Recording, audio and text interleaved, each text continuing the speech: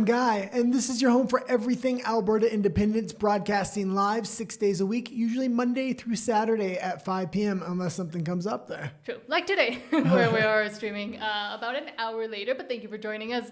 Thank you so much, for joining us today. Please don't forget to subscribe. Again, it really does help us out. We will try to read most of your comments today, I will say, because we do have a hard out at 7. If we might have to do a conference call thing. We'll let you know what time we're leaving. You'll see. But we also, if you send a super chat, we also pause the whole show for those, and we have memberships. Yeah, we may have an early out. We have something to do with Alberta Independence there. Yes. Okay, let's get into it. No, hold on. My computer messed up. Give me 1 second to try to reload. And we got a couple big breaking news stories. Well, Nat kind of fixes the computer there. I will say the one has to do with more money going out to Ukraine. They've already given tens of billions of dollars over there, almost another $1 billion going out, $900 million. But let's get into the first story. It looks like Nat has it fixed now. First of all, yes, thank you so much. Hello to Eddie Rodriguez, and yes, let's get into it. Oh, let's get into comments if we can. That was it.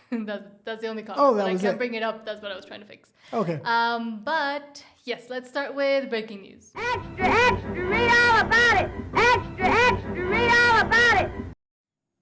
And let's start with this from Northern Perspective that says, quote, breaking Quebec.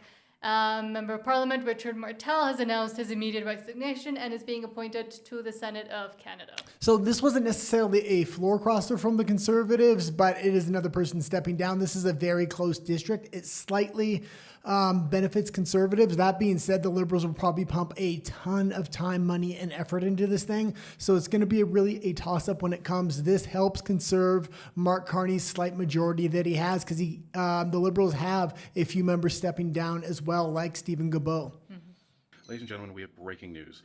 We have a resignation from the Conservative Party of Canada, the Conservative Caucus, and his name is Richard Martel. He's from Quebec, and he was the MP of Chicoutimi-Le-Fjord. Now, the interesting thing about this resignation is he is immediately going to be joining the Senate, so he was appointed there by Mark Carney. Now, we have heard many rumors about offers being made to the Quebec MPs. We've heard many rumors of discussions with the Quebec MPs by Mark Carney and his staff, but nothing has really materialized until now. So this is fascinating because it's not a floor crossing to actually give Mark Carney another seat, but it's a resignation to empty a seat in the Conservative Party. Now, part of this is probably intended to show Mr. Poilievre's weak leadership, and in the Globe and Mail article that was breaking this. Okay, and you can kind of leave it there. We're going to kind of fire through the stories in fairly quick order today because we do have a little bit of shortened show. That being said, it's very interesting that this is happening in Quebec. There's a lot of shifty behavior happening in Quebec with the Liberals. We do know independence is on the rise there. The PQ look to have a slight advantage going into the election, but with all the shifting going on, we'll see what actually happens in that. True. And the next thing you were talking about from Brian Gertison says, quote, unbelievable, Carney just said he will be announcing another $900 million for Ukraine in military support. We have countless Canadians living on the streets and intense millions using food banks, and this guy is sending billions to other countries because priorities. Yeah, this is a little bit crazy. I mean, he is announcing all these pipelines, but these pipelines are going to take a decade to build. You're not going to have any money flowing in from that for a long time. He's spending money hand over fist. I don't mind so much spending money on a pipeline. That being said, I do mind the federalization of a pipeline and private industry not being the investor where the federal government typically would take a cut. $900 billion cash going out the door. This needs to be spent in Canada. There needs to be no more money going out to outside countries until these pipelines at a minimum are built and some kind of revenue is flowing back into Canada because industries in Canada are dying hard. Today there was an announcement as well as made in Mexico about the Toyota facility, the car manufacturing facility moving to the United States. They're going to build one of the biggest auto manufacturing plants in the world. Overall, it seems like Mexico and the United States have pretty good trade relations and they're really hammering out that deal. But if manufacturing like a major car brand is leaving Mexico, you can only imagine the future of Canada. He really needs to be minding his P's and Q's. Continuing this war until Trump gets out. It seems like they're trying to do a waiting process so then they can then re-engage. They're hoping they get a Gavin Newsom in 2028 that will invest billions into this and make this World War III. Canada is here, short, medium, and long term. Mr. President, we're going to talk about some very specific initiatives around air defense and continued support through Pearl and other initiatives, building on very constructive conversations we had at the G7 as G7 partners and broadening out through NATO. That's the first thing. Secondly, Canada will be announcing about $900 million of support for medium-term military support. When I say medium-term, in the coming months, both in terms of vehicles, both in terms of munitions and other support, in addition to this vital support for air defense, and then very much in terms of the needs on energy. And I will say, this is a European war, not a Ukrainian war. I know a lot of Ukrainians that want this war to come to an end. The European right, on the other hand, there is a lot of talk to putting this war to bed, and that's why they want to really continue this thing going while the left is still in power. A lot of people understand an alliance with Russia, or putting at least good relations with Russia, would bring cheap energy back into the EU so they can slowly start to rebuild their manufacturing. Since oil prices absolutely peaked at the beginning of this war, manufacturing has emptied out to either China or the United States, primarily to the United States. And it just goes to further prove that Carney and Canada, federal Canada, don't really care about their own Canadians or even about their own defense spending if they're just sending it over to Ukraine. And I'm pretty sure that doesn't count. Yeah, well, it does count, but it's doing the opposite of what you want. You want to have strength through peace. And it looks like a few times peace negotiations were absolutely torn up with the Russia-Ukraine deals. Boris Johnson was one of the major examples. Also, there are prosecutions being laid now for the Nord Stream 2 pipeline, and it's going down on whose head? The Ukrainians' head. They're saying the Ukrainians are allies, yet they're bombing one of the biggest oil pipelines in Europe. And I'll quickly say hello to Stephen Jensen. Thank you for being here. And Ellie the Free saying, good evening, fellow thought criminals. Good evening, and thank you for being here. And Mike Freedom Honey, hello, and says smash that like button. And thank you so much. It really does help us out as well. Yeah, and I will say, I did listen to Stephen Jensen's. He remixed one of these big speech things that he kind of made up. He was making good AI music as well. We'll play it on the next episode. We had a few things that we were doing today. That's why we came on a little bit late. Ellie the Free also says, what do they care? It's only the taxpayers' money. Exactly. And I mean, this is absolutely crazy. I mean, the amount that is continuously going out the door, business is going out the door, manufacturing moving to the United States. What revenue is going to come in? They're going to say pipelines, but that's going to take a decade. They're going to go bankrupt long before that. Mm-hmm. But now let's go into Alberta Stay Free. Free old Alberta, where the roots run deep and the money trees grow. Let's start with, great. John Alberta Patriot saying, quote, I spoke with a Chilean Canadian who had a Canadian flag on his bicycle. I asked him if he had just put it up because he saw me standing there with my Alberta flag, and he said no. Yeah, there was a longer clip where they were speaking Spanish, because John does know some Spanish, but I just took the shorter clip. It was absolutely fantastic. And the way John's engaging with these individuals, just because he had an Albertan flag didn't mean he was going to go up there and really start aggressively, I guess you would say. I love your Canadian flag on your bike. Did you just put that on because you saw me, or did you? It's taped up. I had two of them. I love that flag too. I have it. Yeah. But this is Canada. Respect this flag. Yeah, I 100% respect that flag. Would you consider, though, voting yes to have a referendum on independence just to clear the issue? I'm going to get a lot more information about it before I make up my mind. Yeah. But we need to have a vote at least to say, do we want to vote? Yeah. Well, okay, so you could say yes to Canada forever, or option B on the referendum is vote to have a referendum. I would say for now, vote to have a vote. Yeah. And have good luck on your... Mucho gracias, señor. Sí. I love your Canadian flag. And again, I will say there's all these pipeline announcements. There's no shovels in the ground. If people vote against independence and think these pipelines are ever going to get made, they're sadly mistaken. That's number one. But number two, if it does come down to the second binding referendum, if we can make it that far, I do expect shovels in the ground at that point. But again, if we back out, those shovels will go into the ground, I believe, just before October of 2027, when the binding referendum comes around. I think that Chilean man, or that man, might be representative of a lot more people who are, well, I don't know, I should get more information about it. I still haven't done it before the vote, but eventually I'll figure it out. But for now, I might want to vote for a vote, but don't really know what that means. And that is why this period right before the vote is so important to either continue with the messaging of this is to send a message, or also continuing with the, well, what happens if we do become independent and the opportunities that come then? Well, yeah, and I'll also say I think a lot of people are having this attitude where I'm seeing a lot of people on the ground doing different interviews and things like that. They're not that politically engaged when they're talking about. They're like, yeah, I don't know. These are the kind of people that probably just aren't going to show up on election day. That's where we really have the big advantage in Alberta independence. I am expecting a 90+% turnout for the independent side. I think the Forever Canada side or the Federalist side is probably looking at 55, maybe 60% if they're lucky. Then I mean, hopefully. But next, what we kind of have always continuously suspected about the First Nations, well, the talk continues. Joseph Bourne says First Nations man speaks out against First Nations spending largely lining the pockets of chief in council by the millions while First Nations people don't even have drinking water. Yeah, and this is absolutely fantastic to have more people, members from the First Nations speaking out against the corrupt chiefs. It's almost like they have an independence movement of their own going on here. $200 billion from the federal government from 2015 to 2025 for First Nation communities. This does not include provincial dollars, municipal dollars. This does not even include all the settlement dollars that First Nations are getting. This does not even include their own source revenues.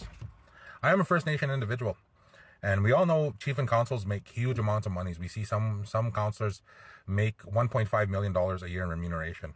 It's quite common to make $300,000-$400,000, while band members are averaging about $20,000, and unemployment rates in some communities are 90%. It's sad. $200 billion from the federal government in 10 years, and we still have housing crisis and housing issues. The main issue for this is our Indian Act chief and councils. We have corruption in our communities because of Canada claiming that we have self-governance, and we don't.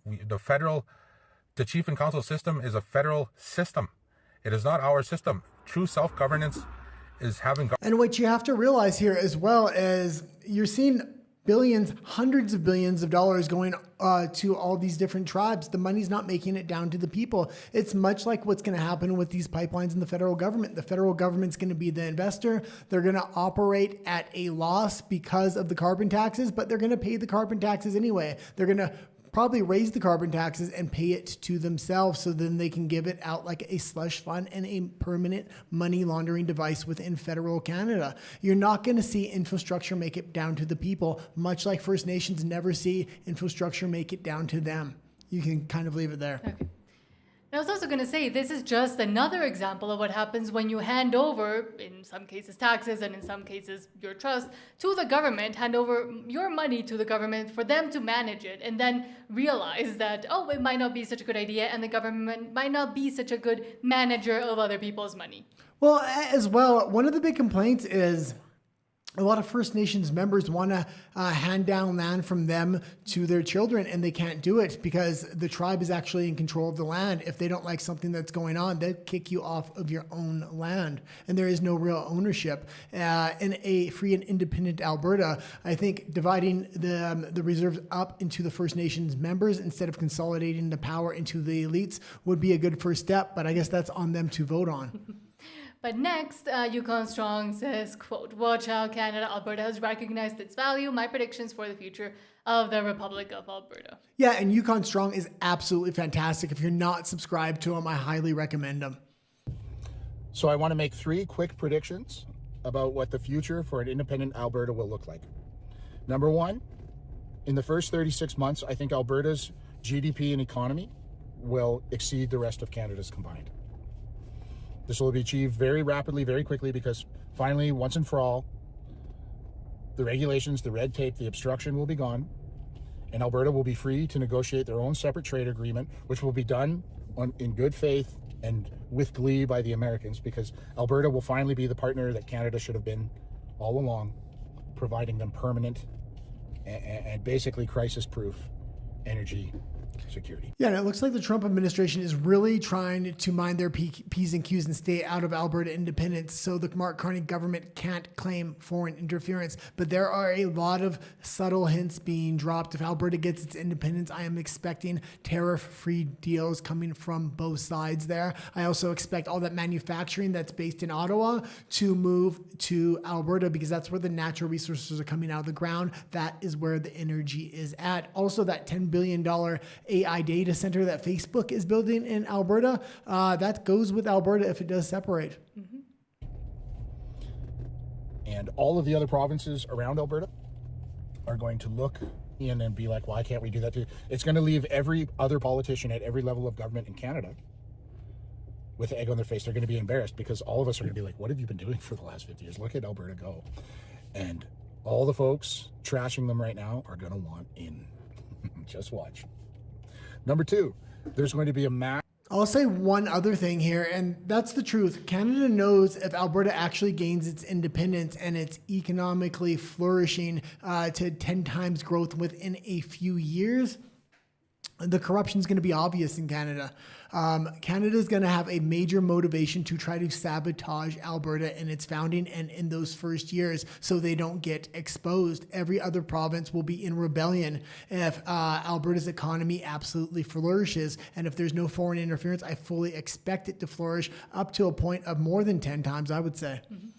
Massive increase in the quality of life for the average Albertan citizen.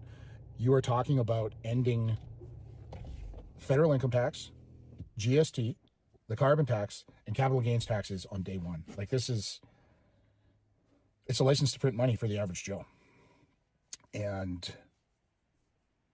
it's also going to lead to the third and final thing, which is going to be a massive reduction in the cost of energy, which leads to just easier to accomplish and lower cost of living. Like everything is just easier when energy is cheaper. And when energy is cheaper and there isn't mass immigration, wages are going to be much higher, and they can afford to have wages much higher because the energy is so cheap coming out of the ground. Really, when you look at Canada, there should not be, like, we have these transfer agreements. There should not be that situation. Every single province and territory has resources that they could develop that could, produce billions of dollars, all of them, 100% across the board. Maybe PEI might be a little bit of a tough one. I don't know. But even there, you got offshore stuff. There's so much stuff that we can do in this country, but don't because of Ottawa. And, I just went to fill up my truck. It was like $2.20 a liter. Okay, and you can leave it there. And I would be very much in support of at-cost energy for businesses that do business within Alberta. Now, once that energy leaves Alberta, it needs to be taxed, obviously, so the government can actually make money and we can run and build infrastructure, but no tax on citizens. This needs to be talked about a lot more. Any other country in a similar situation to Alberta already has no taxes on their citizens, and they're absolutely flourishing. And this isn't just energy-based economies.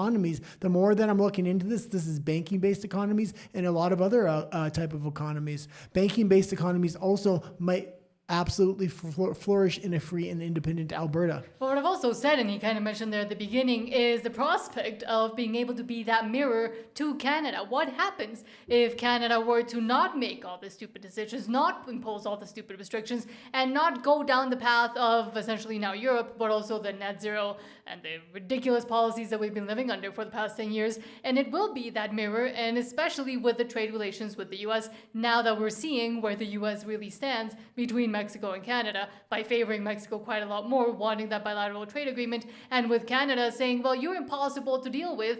Well, now I might be able to deal with Alberta by itself. Yeah, it is the federal government at this point that is the enemy of the people. It is the one that is repressing everything and is absolutely manipulating the economy, and not for the benefit of the people, but for the benefit of the elites. And Canada is the best example of this in the world right now, I think.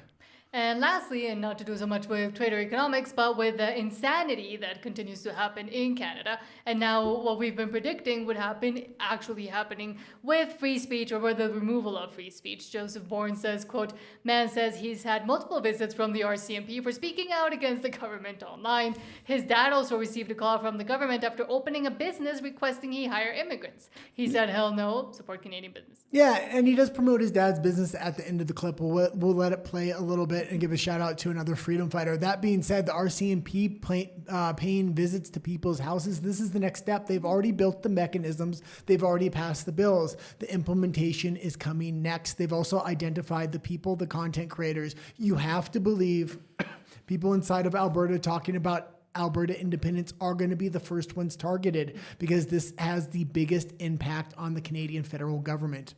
Came home Friday and found another RCMP card in my door. At least this time it was in my door. And hey, we have a file number now. I have reached out to some lawyers for representation. I'm just waiting back on some quotes. Gonna let them handle the talking.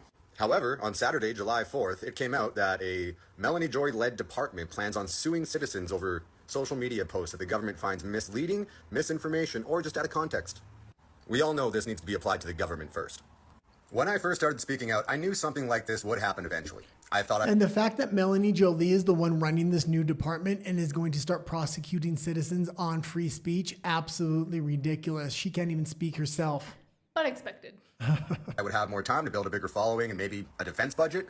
Turns out my words are having an impact, though. I've been getting in trouble for my words since I started speaking. All my life. Even as a kid in school, he talks too much. In public, he says inappropriate things. The comedy shows get censored, can't tell these jokes, can't tell those. It's fine. I'm just very well equipped for this fight in that way. I also have nothing to lose. I don't have a wife. I don't have an ex-wife. I don't have a girlfriend. Don't have kids. Don't have pets. Mom's dead. Dad's willing to fight beside me. Was going to start a construction company this summer, and then 2 days before my last day of the company I was working for, site burned down, lost all my tools. Temp agency doesn't even have work in this town. So since May 28th, I've had no job either. And I'm not saying any of that for sympathy. I'm just letting them know I have the time. Quick spotlight. Welcome to Thunder Alley. Let's meet the owner. I'm Brian. Full disclosure, that's my dad. Thunder Alley is Okanagan's premium motorcycle parts, accessories supplier, installation, and service specialties, including tires, which doesn't really happen too often here. So if you pop a tire and you need one replaced, this is the fucking spot. He just opened about a month ago. Let's hear what the first thing our Canadian government did when he got his business license. Immigration Canada called me and wanted me to hire immigrants, but not Canadians. And when they told you to hire immigrants, what did you tell them? Fuck off. Our government He's doesn't gonna care do that. And I wanted to get to the part with his father because his father obviously raised his kid good and had the right attitude. The fact that he opened that business and they immediately contacted him to hire immigrants, he had the right attitude. F off was right there. Mm-hmm. I was going to say something and I forgot. Oh, that we've been talking about this being a possible reality and that it's come, well, it's here now. And this should be another highlight and another reason for more and more people to start thinking honestly about Alberta independence, even if at the beginning they were doubtful or they thought that a lot of this was just, hyped online, that it's never going to happen. It's happening already. It's been happening also for a while. It's just the stories haven't been able to come up.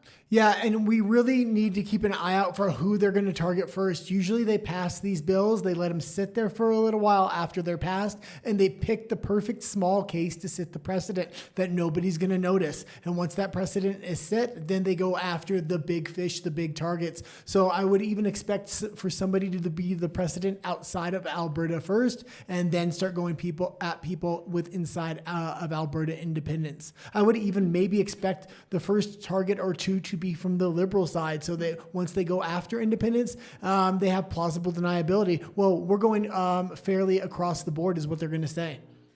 Yes, but now let's go fairly across the board, but quickly to all your messages, and then we'll continue with Alberta Politics. Beulah Hillier, hello, says good evening from Alberta. Stephen Jensen tells Mike, Freedom Honey, loved your show last night. Great, go watch it if you haven't seen it. Casey Willis says, what a mess. And it applies to anything we've been talking about, so yes. Roland Halleck says, got to stop the federalization, need private property rights. Well, in BC, they're still continuing to strip them and doing anything possible to continue down that path. Yeah, and again, when we say federalization, this is the federal government that is going to be investing in these natural resource projects. They're trying to give loans out to businesses. The first set of loans will go out like normal loans when they can't pay them back. Who knows, does the federal government now say, we're going to be part owner, or do you want another loan and we'll take a percentage there? They are moving towards communism through federalization. This is obvious at this point. And hold on. Roland Halleck also says, got to stop Carney from joining the EU, and the WHO, WIF, ICC all got to go. Yes. Yeah, I think there is a lot of big plans when it comes to Ukraine, and that's why they want to keep this thing going and wait Trump out. I would much prefer Trump to get this thing put to bed before he leaves office. Mm-hmm. And lastly, Roland Halleck says RCMP are the criminals here, along with the libs, and by deciding to continue to go along with the demands of authoritarian government, yes, and we already saw it during the Jibby Jab era that so many were still willing to go choke their own citizens out, essentially. Absolutely. And another thing I would say, I think they're trying to keep the war going because if they can eventually expand that wartime power acts start coming in, they can really unite Canada with the EU at breakneck speed and they won't have to justify it. The justification itself will be the war. Oh, we're part of NATO. Remember, the guy responds about 2 comments later. KP4U says, Alberta independence now, let's effing go. Good day, everyone. Good day, and thank you for being here. Primors007 says, Hola Nat Igay, hola, says, another exciting day in Canada, or not. Boo Tuesdays and boo Canada, Alberta independence. Yes, every day will be Friday in Alberta when Alberta is independent. But now let's go to Alberta politics. He doesn't discuss federal politics. He only concerns himself with Alberta's independence. Let's start with Berta Proud. Oh, and this was one of our viewers was talking about this and I asked him to send me something, but I ended up seeing Berta Proud Dad was talking about it. Absolutely fantastic. He did a great report here. I'll let him show the general overview and then we'll talk about it. This is absolutely scary. The fact that it's happening in Alberta needs to be a massive wake-up call. It's Zoran Mondani on the cover of one of the, I guess, flyers or advertisements along with the NDP. Berta Proud Dad says Edmonton, Alberta has a special summer school. Posters have been popping all over, and it's clear as day the NDP is involved. And there we go. Yes, folks, this is real. Communist summer school in Edmonton, Alberta. Not parody, not satire. It's a real fucking thing. Posters all over the city. A website, a whole little ideological daycare for people who looked at the last entry and said, yeah, let's try the dumbest idea again. And when you click the education side of their website, who shows up? Avi Lewis, the new federal NDP leader. Yeah, it was Avi Lewis with Zoran Mondani. Obviously, this thing is coordinated. It's coordinated between the United States and Canada behind the scenes. Canada is going to push this hard because Mark Carney needs federalization and communism to work. That's what he's obviously gearing the country up for. That's why you're seeing something as brash as this just pop up in Alberta because he's going to be moving the country towards this. He has a majority government. He's not going to stop for anything. He wants to try to get the people on his side. How is he trying to do it? Through communist camps. Now, it's not directly connected to the government, but you have to think there are backdoor funding coming in from the government. But less so now that there's less USAID, but I'm sure they're finding new ways to, number one, move money around, but number two, fund stuff like this. The same radical political swamp Nenshi and Janice Irwin want Albertans to take seriously. This is Edmonton's woke factory in plain sight. They're not even hiding it anymore. So no, I'm not moving left. I'm 0% liberal, unapologetically conservative. Okay, and you can leave it there. Absolutely fantastic. I'm glad he reported on that because when I first heard those rumors, I mean, I've been bringing up communism a lot lately because it's becoming very obvious with the mechanisms Mark Carney's building through federalization. That is where he's going. He wants to bring in the Chinese system into Canada. That's why he wants to decouple from the United States and recouple with his master, Winnie the Pooh. Winnie the Pooh is Xi Jinping, if you don't know. Yes, from China. Rebel News says, quote, this is a bad deal for Alberta. Keith Wilson issues warning over Carney's MOU with Alberta. Absolutely, and I'm glad Keith Wilson brought this up, and he brought it up in quick order on a good outlet that's going to reach a lot of people across Canada, being Rebel News. Mm-hmm. I regretfully believe that Premier Smith wrongly felt she was negotiating from a position of weakness and had to give all of these ridiculous concessions to the federal government in the faint hope of a future pipeline. This is a bad deal for Alberta. Now, Mark Carney. And I don't know if she's negotiating from a position of weakness. I think she has her sights set on Ottawa. And we're going to talk more about that tomorrow as well. But they're obviously trying to oust Pierre Poilievre right now through Doug Ford. That plan's been in action for a couple months. Not so successful yet, but with another conservative stepping down and a couple more in the rumored in the wings, a potential vote of non-confidence at some point where Doug Ford would try to take that position. Now, Doug Ford would be extremely unpopular. But who would be the hero in that situation? Oh, Danielle Smith would come out of nowhere and kind of avenge Pierre Poilievre and take the Federalist position, leaving Alberta behind in all of her worries about being ousted after October 19th through a leadership review in the UCP. Getting very feminist here with a woman rescuing and avenging PP. For the last 10 years, his main focus in life was what's called net zero. And he started something called the Glasgow Financial Alliance for Net Zero. It was an international bankers cartel that basically pressured banks into saying, I won't lend any more money to oil and gas. That's really what it was. In fact, there were accusations that it was a kind of extortion or a kind of undue influence on companies. In fact, the U.S. Congress investigated Mark Carney and actually interrogated him under oath. I don't think most Canadians know that. I think we're expected to believe that suddenly he's a rational man and a pragmatic man, as opposed to a Stephen Guilbeault type, totalist who wants to shut it down. What has Mark Carney said? Now, I know Rebel News, and I know a lot of other people in Alberta independents look at Mark Carney like a Stephen Guilbeault type. I don't. I think he is a lot more Machiavellian. I think he's looking at natural resources, but he wants full control and federalization over those to fund his communist dreams and to save this globalist agenda of Davos and the WEF. But Keith Wilson has some absolutely great comments right here. Said, as recently even...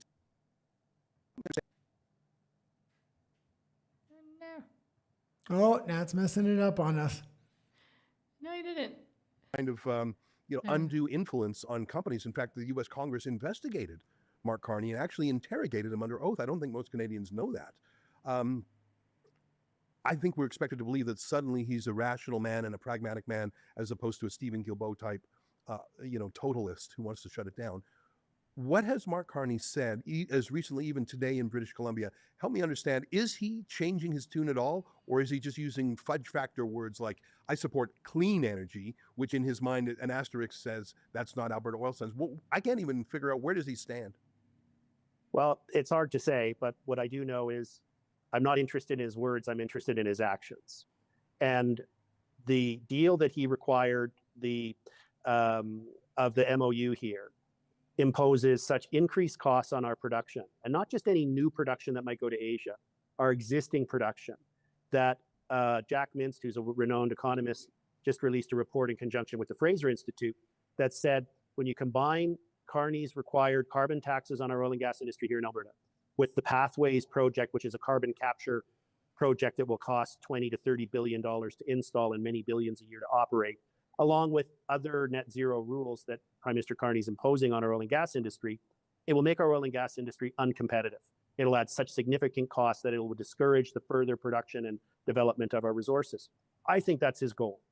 So I think all this stuff about the pipeline and the announcement today in British Columbia that he's paying off the BC government, EB, by giving him $10 billion of stuff, daycare, terminal improvements, and so on, that EB says he will not oppose a pipeline.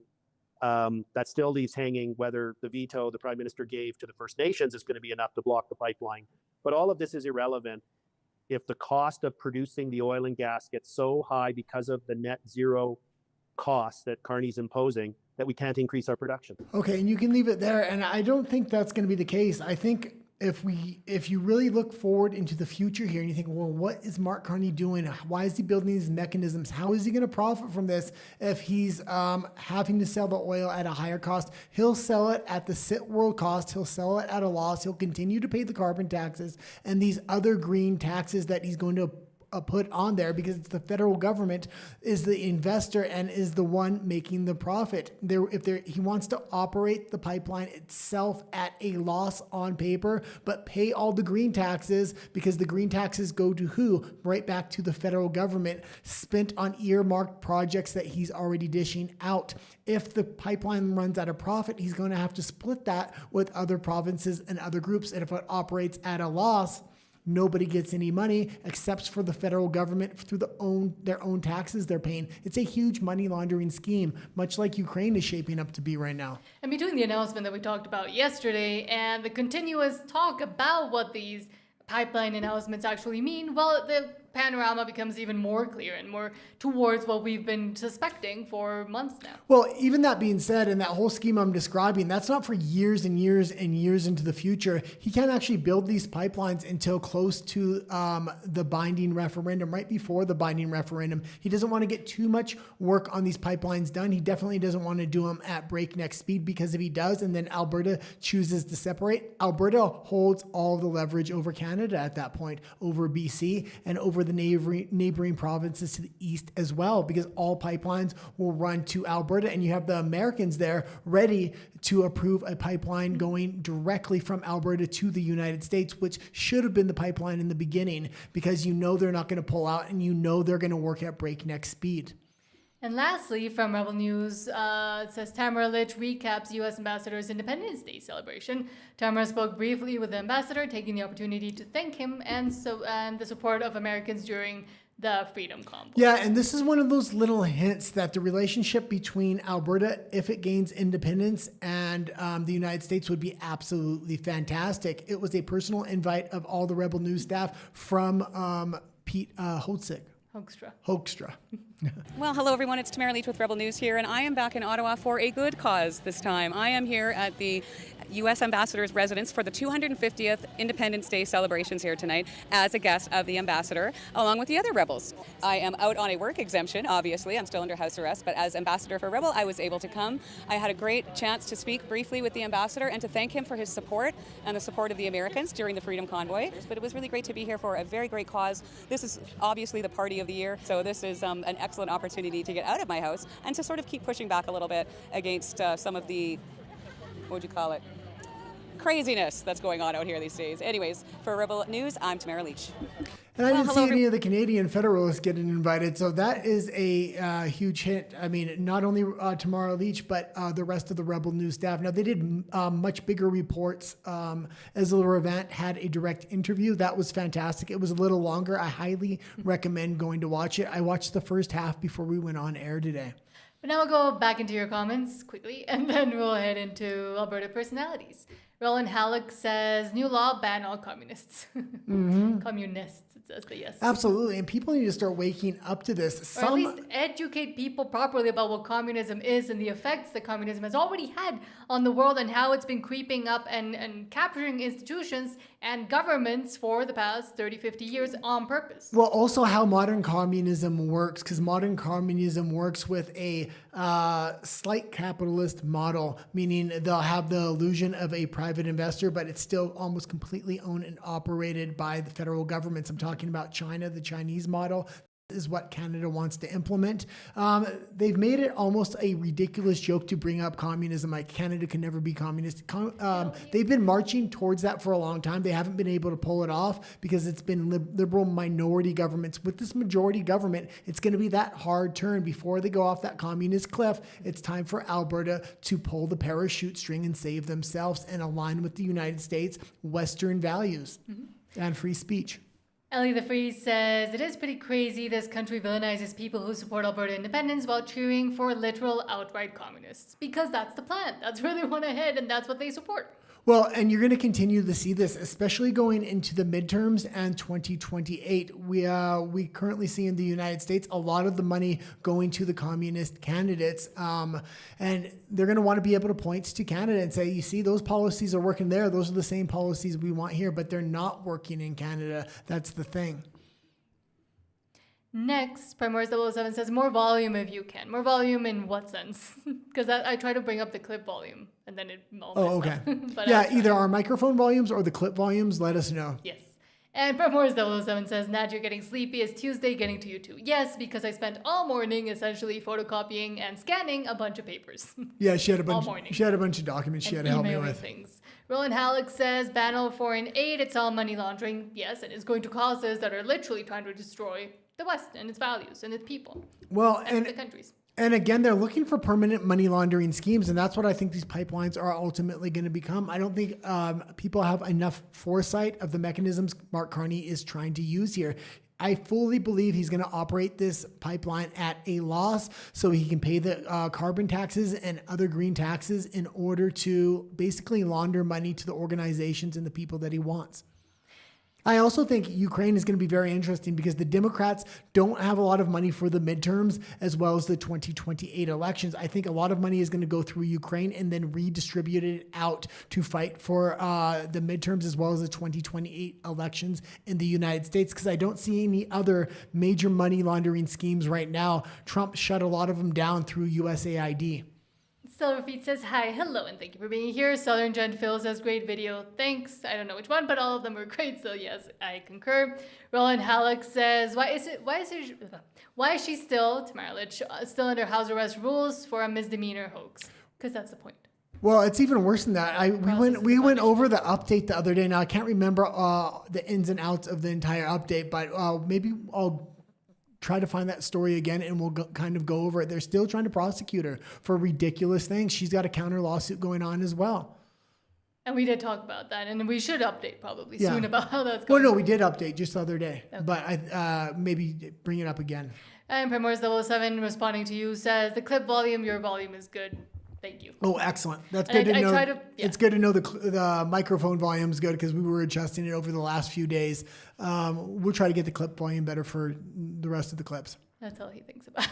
But now let's go to... Well, I also think about the lighting. I fixed that today. It's looking good. But now let's go to Alberta Personalities. But they need to understand that Albertans are done. We're leaving, and there's no more conversation to be had. I know that's upsetting to people. Let's start with Ariel Scarcella with, watching Billboard Chris saying he explains why we went from gay rights to queer ideology. And I do like Ariel. She's been going around and asking for a while now at pride parades what would they do if she, a lesbian, supported Trump and everybody starts screaming at her and chasing her out of all the pride parades, essentially. Until 2015, in all these Western countries, there was this battle for gay rights and gay marriage. Every country pretty much in the West passed those laws. What happens with all these nonprofit organizations that were fighting for this? They don't close the doors and say, we won. Good job, everybody. We achieved our objective. They move on to the next objective. They have to keep donations flowing. They need to keep the doors open and keep everyone employed. And for the left, really, when I said... And it's very interesting because a lot of those three-letter organizations or NGOs were getting all their money through USAID. So a large percentage of those are either having to shutter their doors or trying to put everything on pause and try to wait Trump out until USAID money can be reactivated. Now, that's not all groups, but it is a lot of them right now. Trump has made a major push towards globalism, towards these three-letter NGOs that needed to be defunded. And he's been very successful at it. The left, I'm referring to the far left. What they want is perpetual revolution. They don't want a revolution. They want to exist in a constant state of revolution. And they're always looking to introduce the next concept and to normalize that. So when gay rights were won, the new objective for all of these nonprofits, and there are hundreds of millions of dollars we're talking about here pushing this, their new objective became trans rights. And they've been successful in conflating trans rights with gay rights. And this, my friends, is why we continue to see genders of the hour, pronouns by the day, and issues that continuously arise with the changing of the tides. The majority of Americans, for a very long time, for at least the last 10 years, did not have an issue with gay rights, with gays getting married, integrating into society, having kids, starting a family. This woke gender ideology shit, though, telling kids they're a different gender because they like a certain color, teaching them what dildos are at age 8 years old, inviting them on stage for drag queen performances, and blaming white people for literally everything possible, isn't it, kid? Well, and I will say this, it might have been a good thing they thought they reached their first goal and they just kept going, because this progressive woke ideology and everything that went along with it was a step too far for most Americans, most Canadians, and most Westerners in the world. They started to wake up, and it really helped shake a lot of people awake, I think. Yes. And Stephen Johnson, thank you so much for the $2 super chat saying, the feds, the crown, are appealing Tamara Litch's sentence. Yeah. Thank you. You can continue on. Sorry. I thought you were going to say something else. No, you usually run the show, so I let you try to. Rob says redneck ingenuity. Oh, and this was a fantastic little video. I could totally see something like this within Alberta as well. I think this was from the States, though. All right. So what do we have here? Can I take a video? Yeah. All right. What do we have here? All right. What we have here is simply it's a setup to where in Washington. You're working. Yep. None of that stuff's gonna matter. It says the air's gonna flow. The air's flowing right there. You have a big old ass radiator. So now you gotta get up in your truck and you gotta work. So yeah. Now you're like,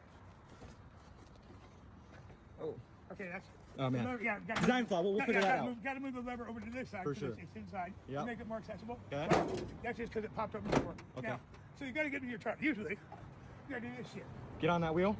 You're like, Yep. So This is my deal. Damn. I can get up there anywhere I need to. I mean, Could you pull? Another. Okay, and lastly, let's go to Ryan Gertison saying, quote, Doug Ford gets asked if he was trying to garner support to take on Pierre as leader of the federal Conservative Party, as many of us have been pointing out that it kind of looks like that's what he's doing. Yeah, Regardless, and I played this clip yesterday. I just wanted to play it again because I think there is a plan working behind the scenes. A lot of the Conservative Party is splitting right now. They want to oust Pierre Poilievre. They want to replace him with Doug Ford. And I think there's a lot of people supporting Danielle Smith and waiting in the wings. So if Doug Ford does go up there, she's going to oust him. So everybody has the knives out for each other, it looks like. Again. and by having the knives out for each other, it just further goes to prove that career politicians, all they're looking out for is themselves, and all they want is power for themselves, not actually thinking, oh, what would be best for the province, the country, the people that elected me. Well, that doesn't matter. They all have the knives out with smiles on their faces like they're all buddy-buddy with each other, but there's major divisions growing within the Conservative Party right now. Again. My follow-up was for Premier Ford. We saw pictures of you campaigning at the Calgary Stampede. Are you trying to shore up support to challenge Pierre Poilievre for the next Conservative Party leader? Can I borrow that line, that neutral question? I'm going to use it with the Toronto media. And everybody's laughing about it. Everybody's joking about it. The rumors have been swirling for about a month and a half now. They were supposed to have an ad campaign that was supposed to be a hit job on Pierre Poilievre.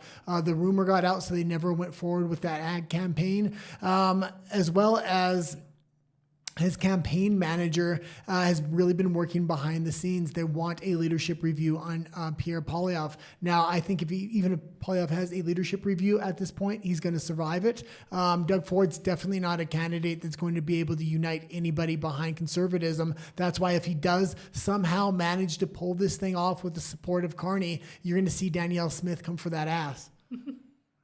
Yeah, this is like a church picnic compared to the Toronto media. But anyways, I wasn't campaigning. People asked for pictures, so I took pictures. There was a lot of pictures, I'll tell you that. But I love the people of Alberta. We share the same values, and we just okay, have and you a can great leave it there. They relationship. obviously don't share the same values whatsoever. And although I don't like Danielle Smith, I would rather have a Danielle Smith than a Doug Ford in there. So. But now let's go to your comments and then into Alberta's Canada. We might be able to do, if not all, most of the show in an hour when we usually take. Oh, we got about 5 minutes left. We got to get ready for that conference call. Oh, okay. Teresa Freedom, hello, says, hi all, just got home. I'm tired of people yelling at me for flying my Alberta flag, saying it's disrespectful, just respecting the flag.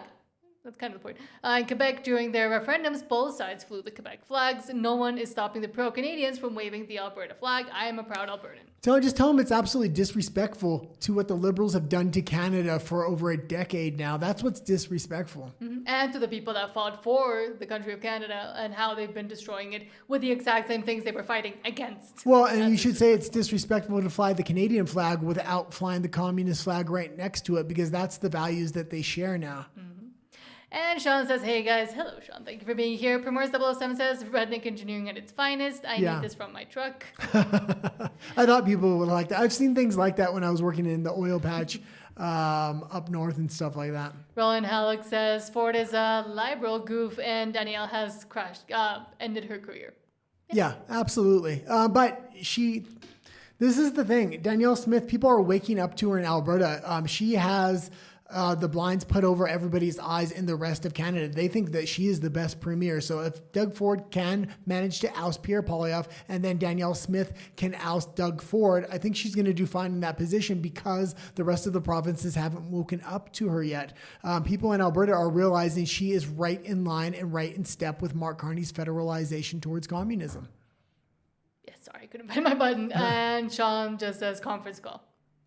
Yeah. Sure. Yes, that's why we have to leave early. But now let's go and see if we can quickly go over Alberta's Canada. I'm angry. I've had enough of these people. Let's start with Brian Gertison saying, quote, CBC sure works tirelessly pushing more immigration into Canada. This is not news. These stories are meant to convince Canadians that we need mass immigration to save us. Yeah, this is absolutely ridiculous. You're going to have to end up paying people more wages, period. That's how it's going to work. Exactly. Staff here in the kitchen at the Rod Crowbush Resort are working long days, 6 days a week right now. This kitchen is short 3 cooks, and the company says cuts to immigration are largely to blame. Nobody's applying, nobody's coming, and it's been a struggle. The younger people and the other people I know who have families outside of work, they don't want to be at work all day in the summer. Like many in the sales and service industry, Rod Hotels and Resorts has long relied on international students. And we'll play the whole clip here, or at least most of it. But I will say, I don't care what the mainstream media says, no more mass immigration, period. Students and graduates trying to qualify for permanent residency to fill at least 20% of their jobs. But 2 years ago, the federal government started cutting immigration to slow population growth and to ease the strain on housing and healthcare. As a result, in the past 9 months, more immigrants and temporary residents have left PEI than have moved here, which has led to a drop in PEI's population for the first time in years. And this PEI immigration consultant says the sales and service industry has taken a disproportionately big hit. The categories that aren't supported by the immigration policies, such as the sales and service, that's where the strain is. And you can see it in the operations. If you go into an operation, there's not as much staff there to help customers. Officials with Rod says the company's close to having to reduce hours at some of their restaurants because of staffing shortages. What really worries the company is there are more cuts coming. So we're thinking about housing now, but we have an aging population. As you mentioned, population is dropping, so we need to do something, and we need to do something urgently. The head of Murphy Hospitality Group says his restaurants and hotels are doing okay now, but he too worries about the future and his many staff whose work permits are about to expire. There's many examples of that in our company that, unfortunately the time is up and they have to go. And so, yeah, and I just hope that the federal government over the next year or so that they implement a new program. Eric Fassen says Rod's has increased wages. And this is ridiculous. Business owners are asking for more mass immigration. And we have to remember the history of mass immigration, especially in the United States in the 70s, 80s. It was mainly conservatives asking for mass immigration at that time. It was big business conservatives that wanted cheap and illegal labor. And that's how it originally got its foothold before the progressive liberals took it over and went a completely another direction, trying to get a whole new voting bloc to vote for crazy progressive policies which natural citizens wouldn't vote for. You're going to have to let the economy readjust and find how you're going to appeal to Canadian citizens in order to employ them, not getting more mass immigration from the federal government. And actually seeing what a successful business with internal labor and hiring and what people were actually like actual livable wages would look like. And if that business is not sustainable, then maybe think of going into something else. Yeah, absolutely. You can sustain a business without having to import more and more people to pay them lower and lower wage. Yeah. And speaking of importing people and of being called crazy for saying that, oh, Canada's being conquered, well, now we're seeing it live at 3 a.m. Ryan Gertison says, quote, every day in South Regina at 3 a.m., this gentleman is being woken up by a call to prayer being blared over the loudspeakers. He's from China and obviously has no idea what he's hearing, and he also doesn't know what can be done about it. Well, and we played when they originally got approval from this. We played a lot of different clips about people saying, oh, what's the big problem here? There's church bells. There's not church bells at 3 a.m. And church bells aren't giving the same language as what they are here and saying what they're saying here. Allah is the only God, Allah, and so on and so forth. This is absolutely ridiculous. Canada is being conquered at 3 a.m. every morning, straight out of South Regina here. Hi, neighbors. This is Regina. Now it's 3 a.m. I don't know why this is the bad music. I don't like this. 3 a.m. What should I do? And you might have trouble hearing it. We do have noise cancellation, so sometimes it cancels out background noise. So hopefully you were able to hear that, but absolutely ridiculous. If the Chinese are complaining about it, you know it's a problem. But also that is the actual effects and where multiculturalism and diversity and being a post-nation state actually leads to. Being open to being almost fully conquered by, for example, that would be a noise ordinance or some sort of law, I'm sure. But because it's special and it's their religion and what they do, well, then it's allowed. Well, it's based upon a specialty group and class, and we need to get rid of specialty groups and classes. And Bruce Party has been a fantastic ambassador of that idea. That idea is well spread within Alberta now, and the majority of people understand we need to get rid of specialty groups and classes in a free and independent Alberta. And more Canadians need to speak up against that? Why is it taking a Chinese immigrant to speak up against the call to prayer at 3 a.m. in the morning, waking everybody up? Yeah, but everybody being actually equal, no specialty groups and classes. But speaking of specialty groups and classes, Alberta Radio says Canada full-on retard. Yeah, essentially. Oh.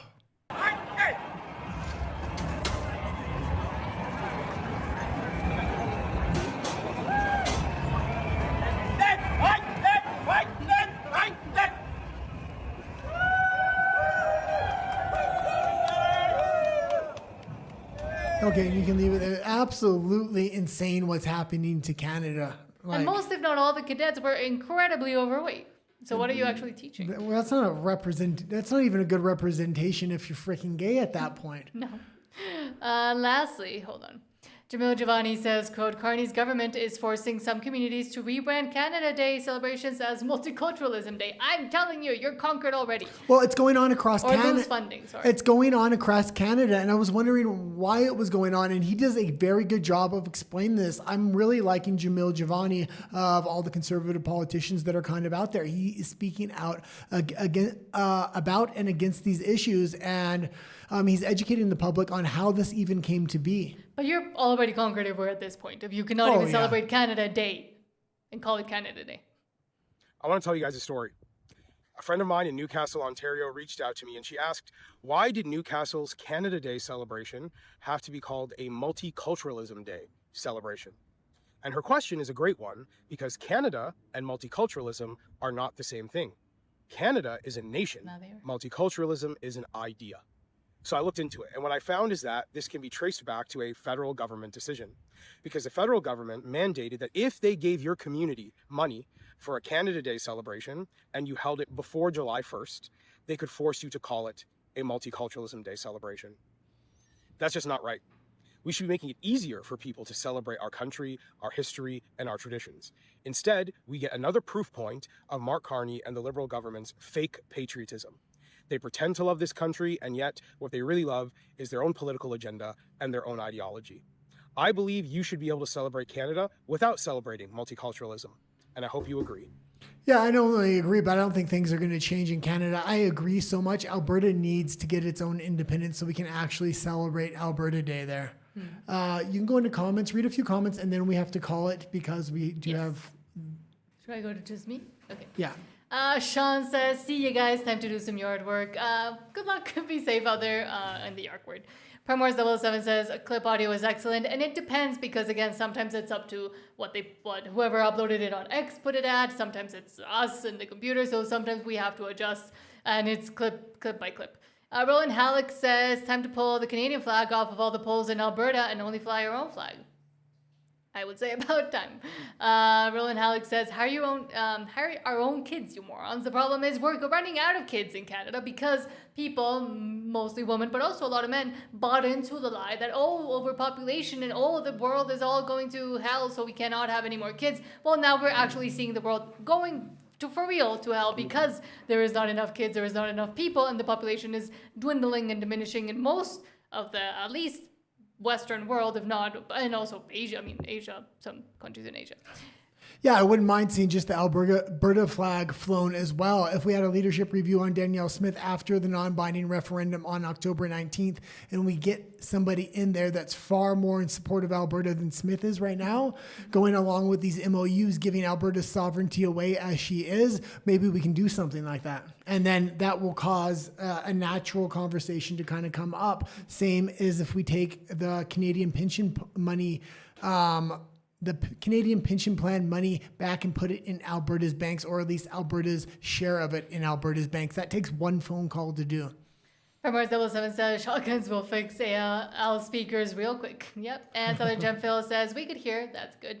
And Roland Halleck says, good targets for pew-pews, because I cannot say the word too much. And Premors 007 says, Royal Canadian Fat Cadets.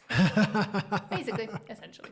And that is what's being brewed up and trained. I'm guessing the U.S. shouldn't be too worried if that's the class of soldiers that we'll end up having. Yeah.